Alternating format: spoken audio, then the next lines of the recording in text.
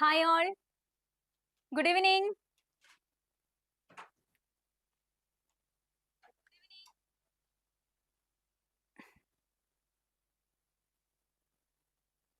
Good evening all. Welcome back to Eduooz International Academy.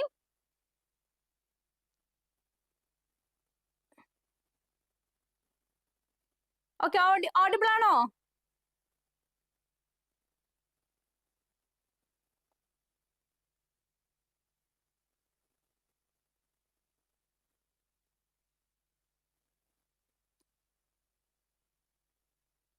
Audible ആണോ?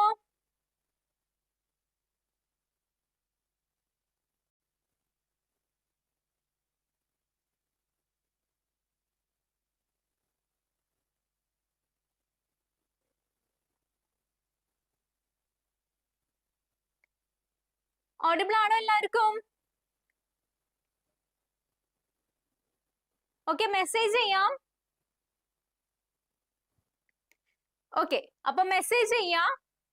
Okay, so നമ്മൾ ഇന്ന് നോക്കാൻ പോകുന്നത് Q&A. Okay, histotechnology പാർട്ടിലത്തെ Q&A ആണ് നോക്കാൻ പോകുന്നത്. So first question, which concentration of ethyl alcohol അല്ലെങ്കിൽ ethanol is currently the most widely used fixative for cytologic smears? Cytologic smears ഇനി യൂസ് ചെയ്യുന്ന ethanol അതിന്റെ concentration എത്രയാണ്? Options are 50%, option B 70%, option C 95% and D 100%. Yes, എത്രയാണ്? പെട്ടെന്ന് തന്നെ answer പറയാം. Yes, നമുക്കറിയാം 100% എന്തായാലും വരൂല അല്ലേ? യെസ്, 95% ആണ്. ഫോർ എക്സലന്റ് റിസൾട്ട് നമ്മൾ യൂസ് ചെയ്യുന്നത് 95% ആണ്. Okay, such as vaginal, cervical അല്ലെങ്കിൽ ആസ്പിറേഷൻ, ബയോപ്സിയിലൊക്കെ നമ്മൾ യൂസ് ചെയ്യുന്നത് 95% ഓഫ് ഈഥൈൽ ആൽക്കഹോൾ അല്ലെങ്കിൽ എഥനോൾ ആണ്. Okay, next question. What is the minimum recommended time for smears to remain in 95% ethyl alcohol prior to staining? So, എത്ര minutes ആണ്? 5 minutes ആണോ? 10 minutes ആണോ? 15 minutes ആണോ? അല്ലെങ്കിൽ 60 minutes ആണോ? സോ നമ്മൾ ചിലപ്പോൾ ശ്രദ്ധിക്കാത്തതായിരിക്കും അല്ലേ? ഈ പറയുന്ന ചെറിയ ചെറിയ കാര്യങ്ങളൊക്കെ ചിലപ്പോൾ ശ്രദ്ധിക്കാത്തതായിരിക്കും. സോ ശ്രദ്ധിക്കുക. എത്രയായിരിക്കും വരുക? എത്ര മിനിറ്റ്സ് ആണ്?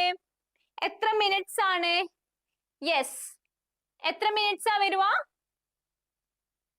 15 minutes അല്ലേ? 15 minutesലാണ്, that is prior to staining നമ്മൾ യൂസ് ചെയ്യുന്നത് 15 minutes ആണ്.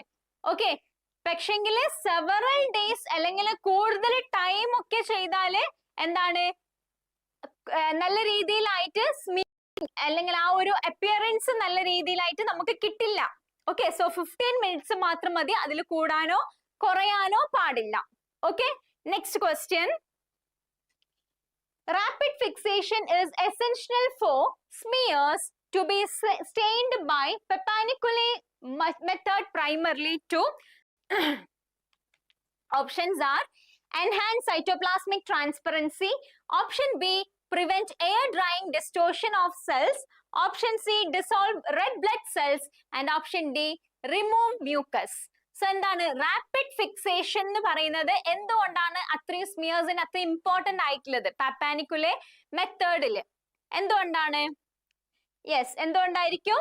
ദാറ്റ് പ്രിവെന്റ്സ് എയർ ഡ്രൈയിങ് അല്ലെ? പ്രിവെന്റ് ചെയ്യുന്ന എയർ ഡ്രൈയിങ്ങും അതുപോലെ സെൽ ഡിസ്റ്റോഷനും കാര്യങ്ങളൊക്കെ. എന്നാൽ മാത്രമേ നമുക്ക് സൈറ്റോളജിക്കൽ ഡീറ്റെയിൽസ് നല്ല ക്ലിയർ ആയിട്ട് കിട്ടില്ലു. ഓക്കെ, സോ അതിന് വേണ്ടിയിട്ടാണ് എന്ത് ചെയ്യുന്നത്? നമ്മൾ റാപ്പിഡ് ഫിക്സേഷൻ എന്ന് പറയുന്ന പ്രൊസീജിയർ ചെയ്യുന്നത്. സോ നമ്മൾ പഠിക്കുമ്പോൾ തന്നെ നമ്മൾ ഫിക്സേറ്റീവ്സിനെ കുറിച്ചൊക്കെ പഠിക്കുന്നുണ്ടല്ലേ? സോ ഫിക്സേറ്റീവ്സിലൊക്കെ പോകുന്നതിന്റെ മുന്നിൽ നമ്മൾ ഫിക്സേഷൻ എന്തിനാ ചെയ്യുന്നതെന്ന് പഠിക്കുന്നുണ്ട് അല്ലെ? അതിന്റെ നെസസിറ്റി എന്താണെന്ന് പഠിക്കുന്നുണ്ട്. സോ ആൻസർ ബി ആണ് വരിക. Okay, next question. Why was the original fixative recommended by Papaniculi? അതായത് equal parts of ether and ethyl alcohol 95% largely abundant. എന്തുകൊണ്ടാണ് അത് വേണ്ടാന്ന് വെച്ചത്, അങ്ങനെ ചെയ്യാൻ പാടില്ല എന്ന് വെച്ചത്? എന്തുകൊണ്ടാ? Options are it caused excessive cell shrinkage. Option B, either presents a significant fire hazard. Option C, it was too expensive. And option D, it interfered with nuclear staining.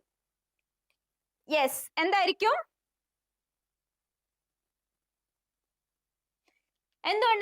എന്തുകൊണ്ടാ പെപ്പാനിക്കുലെ റെക്കമെൻഡ് ചെയ്ത equal parts of ether and 95% ethyl alcohol largely വേണ്ട വെച്ചത് abundant ആയത്? Yes, because അത് ഭയങ്കര highly എന്താണ്? Yes, hazardous ആണ്. അതുകൊണ്ടാണ് അത് ഒറിജിനൽ ഫിക്സേറ്റീവ് എന്ന് പറയുന്നത്. It is highly hazardous. അതുകൊണ്ടാണ് അത് വേണ്ടാന്ന് വെച്ചത്. Next one, coating fixatives are particularly helpful when smear must be options A, processed immediately in the hospital laboratory. Option B, mailed to a distant cytology laboratory. Option C, prepared from mucoid sputum. And option D, stained with hematoxylin only. So coating fixatives എന്ന് പറയുന്നത് എങ്ങനെയാണ് helpful ആവുന്നത്? Yes, answer പറയാം. Very good, very good. Yes, answer പറയാം. B അല്ലേ? അതായത് it is mail to distant, അതായത് കൂടുതൽ എന്താണ് ദൂരത്തേക്ക് ഒരു ഡിസ്റ്റൻസിലേക്ക് മെയിൽ ചെയ്യാനൊക്കെയാണ് ഈ കോട്ടിംഗ് ഫിക്സേറ്റീവ് യൂസ്ഫുൾ ആയിട്ടുള്ളത് അല്ലെ? അതൊരു എന്താണ് ഫിക്സേറ്റീവ് അല്ലെങ്കിൽ ഒരു പ്രൊട്ടക്റ്റീവ് ഒരു എന്താണ് പ്രൊട്ടക്റ്റീവ് കോട്ടിംഗ് ആണ് അല്ലേ? സോ അത് ഡ്രൈ ആവാതെ പ്രൊട്ടക്ട് ചെയ്യുന്നത്. Clear? Next one, aerosol spray fixatives should generally be applied at what optimal distance from the slide? Important aane. Options are 1 to 3 inches. Option B, 4 to 6 inches. Option C, 10 to 12 inches. And option D, 24 to 30 inches. Yes, very good, very good. തെറ്റി പോവാൻ പാടില്ല. 10 to 12 inches ആണ് നമ്മൾ spray ചെയ്യേണ്ടത് അല്ലെ? ആ ഒരു അത്ര അടുത്താവുമ്പം അതെന്താണ് ന്യൂക്ലിയർ സ്വെല്ലിംഗ്, അതുപോലെ അതിന്റെ മോർഫോളജിക്കൽ ഫീച്ചേഴ്സും കാര്യങ്ങളൊക്കെ നശിച്ചു പോകും. സോ എന്താണ് 10 to 12 inches ഡിസ്റ്റൻസിൽ വേണം നമ്മൾ സ്പ്രേ ചെയ്യാൻ.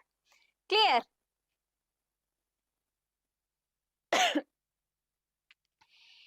Next, aerosol spray fixatives are not recommended in which type of smears? Options are vaginal smears. Option B, fine needle aspiration. Option C, bloody smears. And option D, endometrial aspirations. Yes, ഏതായിരിക്കും answer വരുക? That is not recommended. Yes, ഏതിലാണ്? Bloody സ്മിയേഴ്സിലാണ് recommend ചെയ്യാത്തത്. Okay, കാരണം എന്താ? ക്ലംപിംഗ് of erythrocytes നടക്കും അവിടെ. അതുകൊണ്ടാണ് അത് എന്താണ് വേണ്ടാന്ന് വെച്ചത് അതില്. Okay, next one, polyethylene glycol, that is a carbo wax, is included in many fixative primarily too. എന്തുകൊണ്ടാണ് ഈ കാർബോ വാക്സ് ഇൻക്ലൂഡ് ചെയ്തത്? Options are acts as a dye intensifier. Option B, prevent cell collapse during air drying. And option C, hemolyze red blood cells.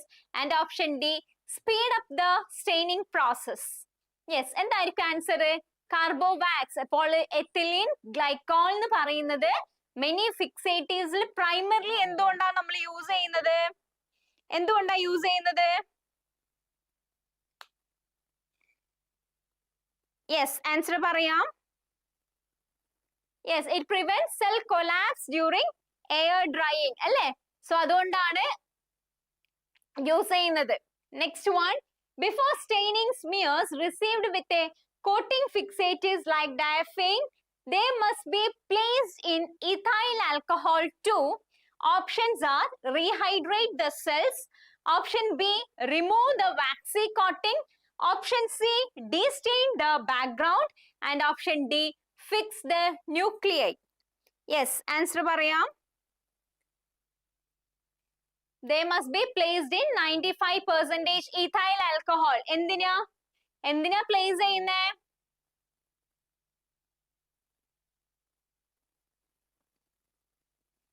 to remove the waxy coating. Yes, very good, very good. So എല്ലാവരും correct answer പറയുന്നുണ്ട്. ഞാൻ പേരെടുത്ത് പറയുന്നില്ല. Okay, എല്ലാവരും correct answer തന്നെയാണ് പറഞ്ഞത്. Next one, what is the risk of leaving a cell sample in a Carnoy's fixative for longer than 15 minutes? എന്താ സംഭവിക്കുക? 15 മിനിറ്റിലും കൂടുതൽ അതിനെ എന്താണ് Carnoy's fixative ഇരിക്കാൻ വിട്ടാൽ എന്താ സംഭവിക്കുക? Options are excessive cell swelling, option B loss of nuclear chromatin, option C background staining becomes too dark, and option D the slide becomes brittle and breaks. Yes, എന്തായിരിക്കും ആൻസർ വരുക? Answer പറയാം. Yes.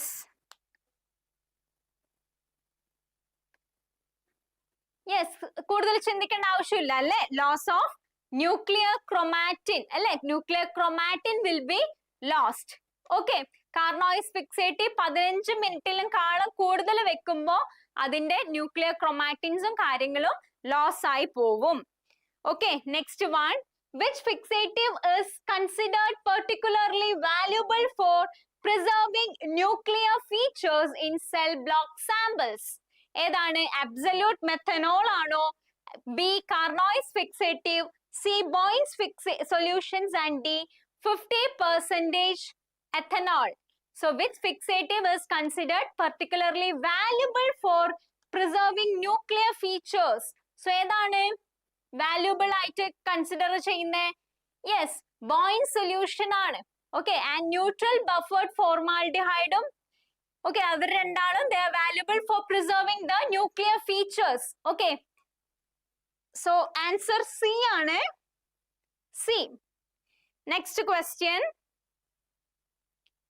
rehydration of air dried smears using a 50% aqueous solution of glycerin is most effective for, options are small cells of the secretory type, option B squamous cells, option C mucoid sputum samples, option D fine needle aspiration of thyroid. So എന്താണ്?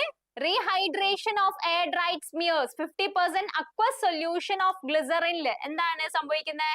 is most effective in squamous cells അല്ലെ? ബാക്കിയുള്ളതെല്ലാം small cell secretory types ഒക്കെ ആവുമ്പോൾ എന്താണ്? they are causing irreparable damage cause ചെയ്യുന്നുണ്ട്. so squamous cells ന് എന്താണ്? it is very effective. okay, answer B ആണ് വരുക. B. clear? next one, Secomonas fixative is traditionally composed of, options are 95% alcohol and 10% formalin, option B 50% alcohol and 2% carbovax, option C absolute methanol and acetic acid, option D pure ether and propanol. So ഏതാണ് Secomonas fixative എന്ന് പറയുന്നത്? എന്താണ് അതിന്റെ composition? Traditionally അതിന്റെ composition എന്ന് പറയുമ്പോൾ composition എല്ലാത്തിന്റെയും composition പഠിച്ചിരിക്കേണ്ടതാണ്. Okay, yes, 50% alcohol and 2% carbowax. Okay, തെറ്റിച്ചവരെ ശ്രദ്ധിക്കണം, പഠിക്കണം. Next one, why should absolute alcohol not be used to prepare Secomonas fixatives? എന്തുകൊണ്ടാണ്? കൂടുതൽ expensive ആയതുകൊണ്ടാണോ? Option B, it causes mucus to become hard and rubbery. Option C, it prevents the carbovax from dissolving. And option D, it causes the cells to swell excessively. Yes, എന്തായിരിക്കും വരുക? Why should absolute alcohol not to be used to prepare Secomonas fixative? എന്തായിരിക്കും answer? Yes, എന്താണ് answer വരുക? എന്തുകൊണ്ടാ? Because അത് കൂടുതൽ കട്ടിയാക്കും അല്ലെ? അതുപോലെ തന്നെ റബ്ബറിയും ആക്കും. ഓക്കെ, സോ അത് ഡിഫിക്കൽട്ട് ആയിരിക്കും ബ്ലെൻഡ് ചെയ്യാൻ വേണ്ടിട്ട്, അതുകൊണ്ടാണ്. ക്ലിയർ? സോ നമ്മുടെ answer B. Yes, B. Almost എല്ലാവരും പറഞ്ഞിട്ടുണ്ട്. Correct answer B.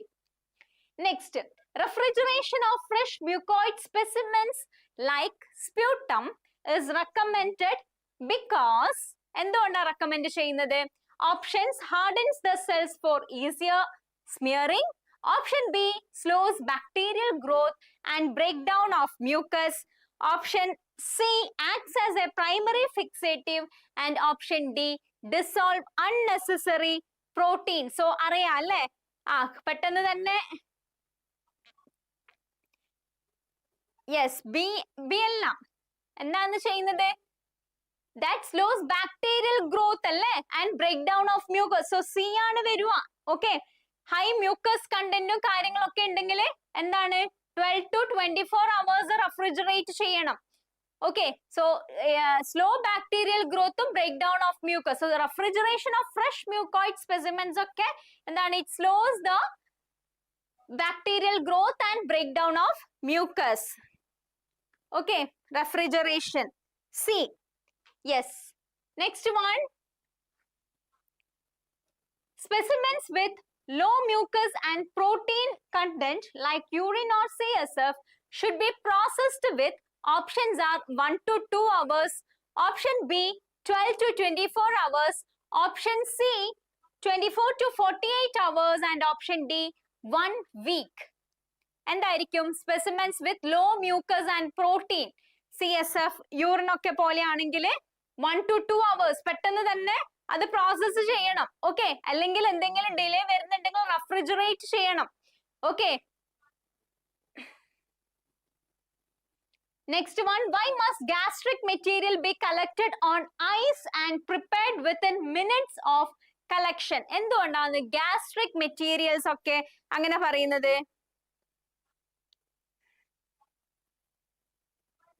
To prevent the growth of yeast.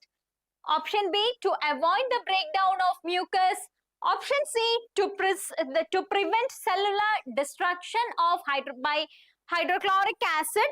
And option D, to ensure the cells adhere to the slide.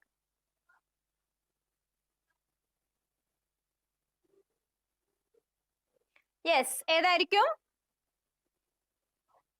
Answer വരുന്നത്? Very good, C അല്ലേ, to prevent the cellular destruction. അതുകൊണ്ടാണ് അങ്ങനെ പറയുന്നത്.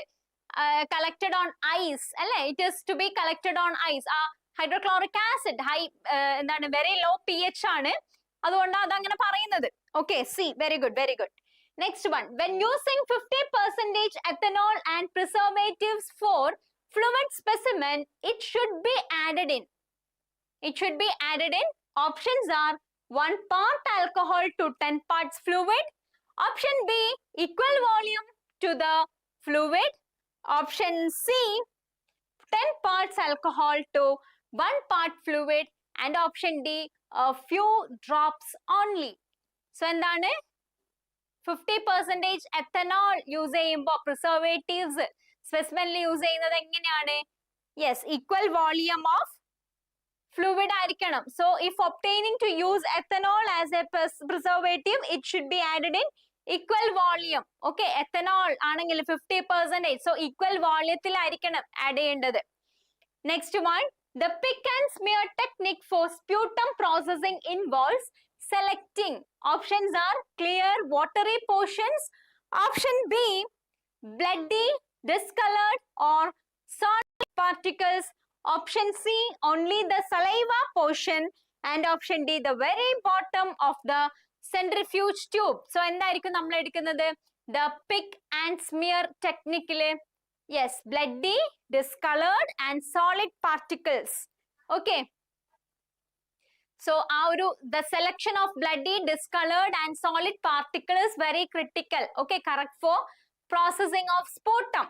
Okay, that is pick and smear method. Clear, bloody, discolored ആണ് use ചെയ്യുക. A.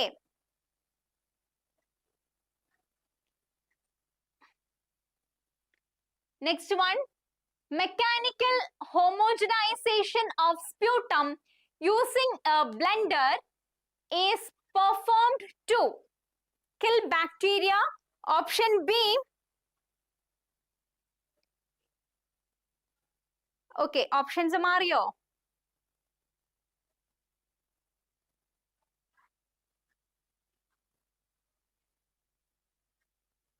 Okay, sorry. Okay, fine. അപ്പൊ നിങ്ങൾ പറഞ്ഞ ആൻസർ കറക്റ്റ് തന്നെ. ഓക്കെ, ഇതിലേക്ക് വരുമ്പോ മാറിപ്പോയി അല്ലേ? ഓക്കെ, അപ്പൊ ബി തന്നെയാണ്. ഐ മീൻ ഇവിടെ ഈ ആൻസർ എ ആണ്. നിങ്ങൾ പറഞ്ഞത് ഓപ്ഷൻസ് കറക്റ്റ് ആണ്, വെച്ചത് മാറിപ്പോയി അല്ലേ? Okay okay, fine fine. Okay, അപ്പൊ അത് മിസ്റ്റേക്ക് ഉണ്ടെങ്കിൽ ഒന്ന് പറയണം. Okay, next one. Mechanical homogenization of sputum using a blender is performed. നമ്മൾ ഇത് പറഞ്ഞോ? ഇല്ലല്ലോ. എന്താണ് യൂസ് ചെയ്യുന്നത്? ഓക്കെ, ഓപ്ഷൻസ് മാറുന്നുണ്ട്. Okay, fine. ഞാൻ ശ്രദ്ധിക്കാം അത്. Kill bacteria. Option B, concentrate cells from high viscosity samples. Option C, stains the cells before smearing. And option D, fix the cells to the slide. Yes.